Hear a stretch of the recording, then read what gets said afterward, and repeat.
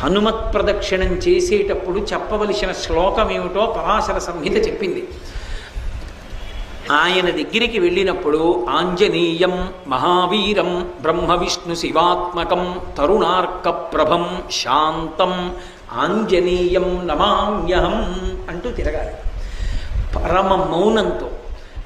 ఆ శ్లోకం ఒక్కటి చదువుకుంటూ గర్భిణి స్త్రీ ఎలా తిరుగుతుందో అలా తిరగాలి. కనీసంలో కనీసం హనుమ జయంతి నాడు 3 మాటలు తిరగాలి. కనీస ధర్మం అది. 3 మాటలు తిరగాలి.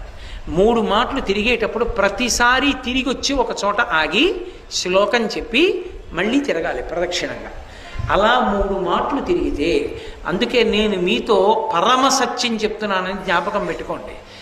ఎంత ఉద్వేగభరితమైన పరిస్థితుల్లో ఎంత కష్టంలో ఉండనివ్వండి, హనుమత్ ప్రదక్షిణాలు చేస్తే మనస్సుకి శాంతి కలుగుతుంది.